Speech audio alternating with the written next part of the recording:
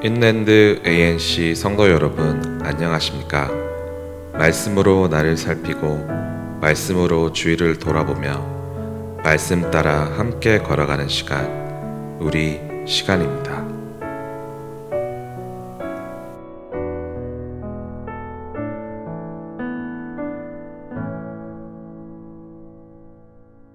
네, 12월 14일 화요일입니다. 다 함께 기도하심으로 우리 시간 시작하겠습니다. 하나님 감사합니다. 오늘도 귀한 날 주셔서 이렇게 추운 날씨에도 불구하고 주의 말씀 앞에 나와 함께 기도하며 말씀 보며 은혜 받게 하시니 하나님 감사합니다. 대학 전 시기를 보내고 있는데 우리의 삶을 늘 반추하게 하시고 혹시 나의 삶 가운데에 잘못 섬기고 있는 우상이 우리의 선입견이 우리의 편견들이 없는지를 잘 살펴보게 하시고 잘못된 것이 있다면 믿음으로 버릴 수 있도록 인도해 주옵소서. 예수 나심을 저희들 기대하고 기다리면서 기도하게 하시고 그 어느 때보다 우리의 신앙과 믿음 생활이 더욱더 공고해지는 이 시간들 될 수 있도록 축복해 주옵소서. 늘 함께 하시고 오늘도 말씀 가운데 지키실 것을 믿사옵고 예수님의 이름으로 기도합니다. 아멘. 네, 하나님 말씀 욥기 34장 1절로 20절 34장 1절로 20절 좀 긴데 한 목소리로 읽겠습니다. 시작. 인류가 말하여 이르되 지혜 있는 자들아 내 말을 들으며 지혜 있는 자들아 내게 귀를 기울이라. 입이 음식물의 맛을 분별함 같이 귀가 말을 분별하나니 우리가 정의를 알아내고 무엇이 선한가 우리끼리 알아보자. 욥이 말하기를 내가 의로우나 하나님이 내 일을 부인하셨고 내가 정당함에도 거짓말쟁이라 하였고 나는 허물이 없으나 화살로 상처를 입었노라 하니 어떤 사람이 욥과 같으랴. 욥이 비방하기를 물 마시듯 하며 악한 일을 하는 자들과 한패가 되어 악인과 함께 다니면서 이르기를 사람이 하나님을 기뻐하나 무익하다 하는구나. 그러므로 너희 총명한 자들아 내 말을 들으라. 하나님은 악을 행하지 아니하시며 전능자는 결코 불의를 행하지 아니하시고 사람 행위를 따라 아프사 각각 그의 행위대로 받게 하시나니 진실로 하나님은 악을 행하지 아니하시며 전능자는 공의를 굽히지 아니하시느니라. 누가 땅을 그에게 맡겼느냐? 누가 온 세상을 그에게 맡겼느냐? 그가 만일 뜻을 정하시고 그의 영광 목숨을 거두실진데 모든 육체가 다 함께 죽으며 사람은 흙으로 돌아가리라. 만일 내가 총명이 있거든 이것을 들으며 내 말소리에 귀를 기울이라. 정의를 미워하시는 이시라면 어찌 그들을 다스리겠느냐. 의롭고 전능하신 이를 그대가 정죄하겠느냐. 그는 왕에게라도 무용지물이라 하시며 지도자들에게라도 악하다 하시며 고관을 외모로 대하지 아니하시며 가난한 자들 앞에서 부자의 낯을 세워주지 아니하시나니 이는 그들이 다 그의 손으로 지으신 바가 됩니다. 그들은 한밤중에 순식간에 죽나니 백성은 떨며 사라지고 세력 있는 자도 사람의 손을 빌리지 않고 제거함을 당하느니라. 아멘. 오늘 욥기 34장 1절부터 20절까지의 말씀 가지고 공의의 하나님, 사랑의 하나님, 공의의 하나님, 사랑의 하나님이라는 제목으로 하나님 말씀 증거하겠습니다. 우리가 인생을 살면서 어떤 사람을 평가할 때 그것을 평가함에 있어서 그 사람 너무 깐깐하다, 너무 그 사람 사무적이다 라는 평가를 한다면 사실 이러한 평가는 그 사람에 대해서 어떻게 좀 긍정적이거나 좋게 평가하는 것으로 볼 수가 없습니다. 왜냐하면 그렇게 평가한다는 것은 그 사람이 인간미가 별로 없거나 인격적으로 따뜻함이 없고 그냥 행정적으로 최소한의 도리만 하는 그러한 사람이기 때문입니다. 자, 보통 이러한 사람들은 어떤 답을 정해놓고 그 틀에 맞추어서 사람이나 상황, 어떤 문제들을 판단하는 그런 경향이 있다는 것이죠.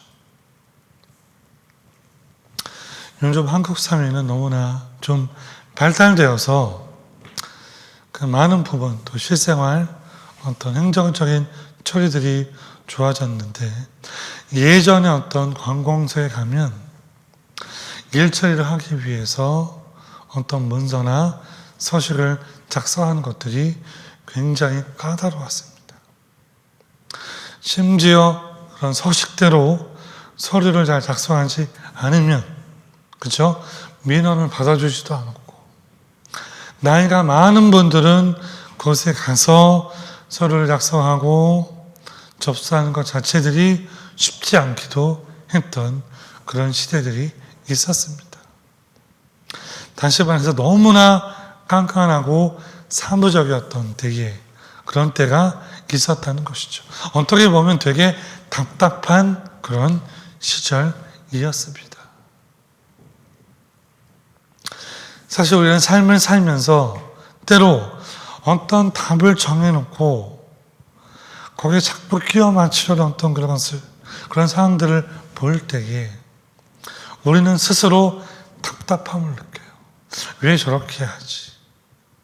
왜냐하면 현재 처한 상황들을, 현재 어떤 그런 문제들은 전혀 고려하지 않은 채 자기의 것만, 자기의 틀만 강요하기 때문이죠. 내 것은 틀렸고 내 말이 맞아. 내가 하고 싶은 대로 할 거야. 자, 오늘 본문에 등장하고 있는 엘리후가 이러한 모습을 보이는 사람이었습니다. 물론 한편으로는 욥의 친구들의 이야기를 듣는 것처럼 어떤 좋은 면도 없는 것은 아니었지만 그 역시도 자신이 가지고 있는 틀, 사고의 기준이 있었어요. 그러면서 그 모든 사람의 이야기가 마쳤을 때 딱 이야기하죠. 내가 이제 이야기하겠다. 너희들 다 틀렸다. 그러면서 자신의 틀에 끼워 맞추려고 하며 스스로 독선에 빠지는 어리석음, 그 우를 범하고 있다는 것이죠. 자, 그러나 우리가 알고 있는 것은 우리가 예수 믿고 구원받았다. 우리가 구원받은 백성이다. 그런 구원받은 백성으로 이 땅 가운데 있는 이유는 다른 사람들을 내 뜻대로 판단하고 평가하고 비판하기 위해서 그런 것이 아니라 그런 것들 통해서 어떤 공의의 하나님만 증거하는 것이 중요한 게 아니라 물론 그 부분도 있지만 예수님께서 하셨던 것처럼 함께 다른 이를 중보하고 사랑하고 그들의 이야기를 듣고 경청하고 공감하고 사랑하고 품면서 그들을 어떻게 해요? 주님께로 인도하는 것. 그것이 우리의 사명이고 소명이라는 것이죠. 무슨 이야기인가? 설교의 제목처럼 공의의 하나님 플러스 사랑의 하나님을 동시에 전해야 한다는 거예요.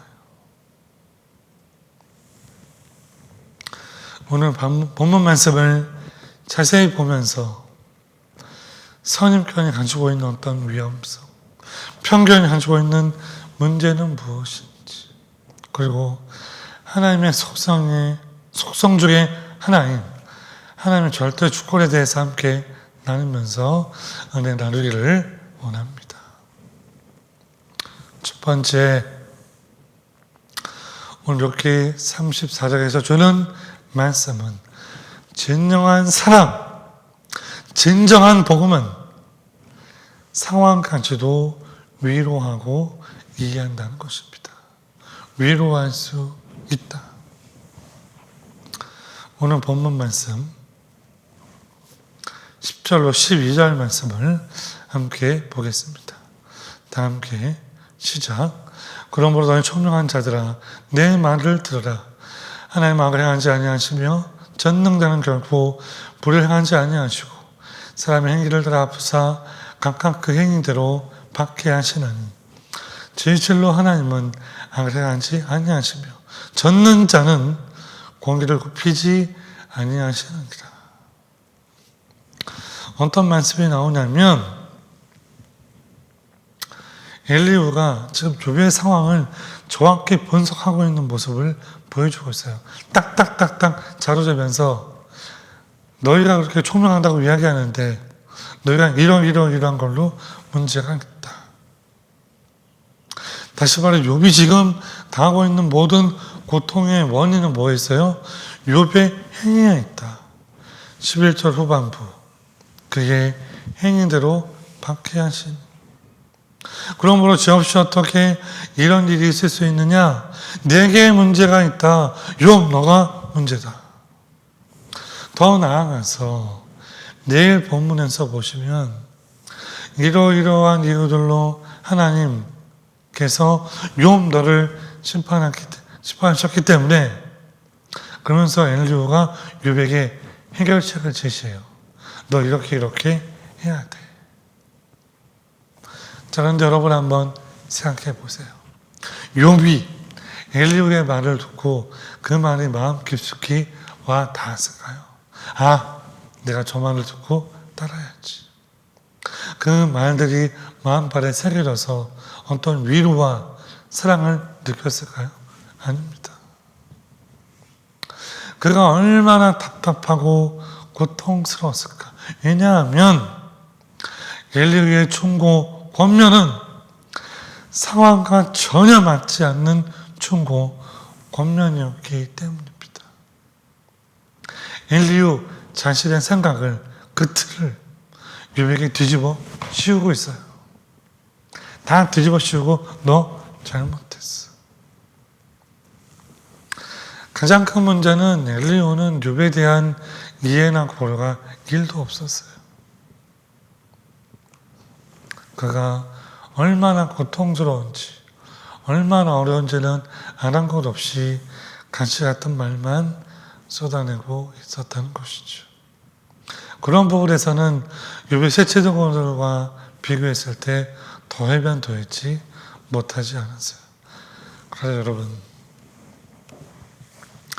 우리가 진정 깨달아야 될 것은 진정한 사랑, 복음은 어쩔 수 없는 상황에 처해 있는 그 사람에게 사랑을 전할 때 이해하고 경청하고 공감하고 사랑으로 품는 게 그 모든 것에서 우선되어야 돼요. 아무리 좋은 얘기도 아무리 맞는 얘기도 아무리 금쟁만의 아루색인 그런 이야기를 할지라도 그 사람의 상황을 이해하지 못한 채 하는 충고와 권면은 최악의 폭력적인 괴롭힘이 될 수 있어요. 너 왜 그래? 너 왜 그렇게밖에 못해? 너는 안 되는 거야. 거기에 어떤 사랑이 있습니까? 사랑 여러분, 함께 기억하겠습니다. 진정한 복음 사랑은 우리의 자세는 우리 주변 사람들을 주의 깊게 살피고 이해하고 들어주고 경청하고 공감하고 품어주는 게 먼저예요. 사랑해주고 이해해줄 때 그 다음의 길들이 열려질 수 있어요. 그것도 안 된 상태에서 그 사람을 바꾸려고 하면 그것만큼 큰 폭력이 없습니다. 경청과 공감, 이해하는 것은 복음과 함께 따라가야 되는 것임을 꼭 기억하시는 저 여러분 되시기를 주의 이름으로 축원합니다. 자, 두 번째로 오늘 말씀에서 주시는 귀한 메시지는 모든 상황 속에서 하나님 축복을 인정하는 것이 성숙한 신앙이다. 우리 13절로 15절 함께 읽겠습니다. 13절로 15절 시작. 누가 땅을 그에게 맡겼느냐? 누가 온 세상을 그에게 맡겼느냐? 그가 만일 뜻을 좋아하시고 그의 영광 목숨을 거두실 텐데 모든 육체가 다 함께 죽으며 사람은 흙으로 돌아가리라. 모든 육체가 다 함께 죽으며 사람은 흙으로 돌아간다. 무슨 이야기냐면 어떤 특정한 사람만 죽는 것이 아니라 언젠가는 모두가 죽게 된다. 내가 좋아하는 사람은 오래 살고 그렇지 않은 사람은 일찍 죽는 게 아니라 언젠가 사람으로 태어났다면 마지막 때가 있게 된다. 바꿔 말하면 모든 것이 하나님께 달려있음을 이야기하는 겁니다. 인류가 그것을 이야기하고 있어요. 모든 것이 하나님께 달려있다. 이것은 되게 그래도 비교적 담담하고 정확하게 잘 이야기를 합니다.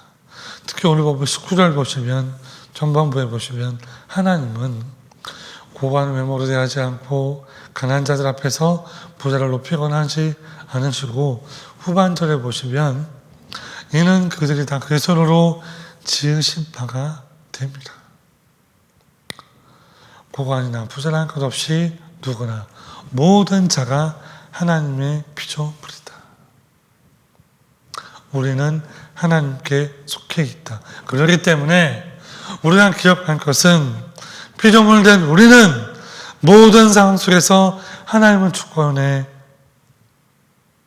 따르고 순종하고 복종하는 것이 성숙한 신앙이라는 것이죠.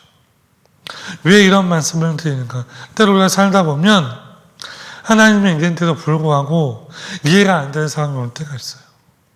내가 하나님을 기쁘시게 한다고 열심히 하고 노력하고 최선을 다했는데 왜 이런 결과가 오게 되지?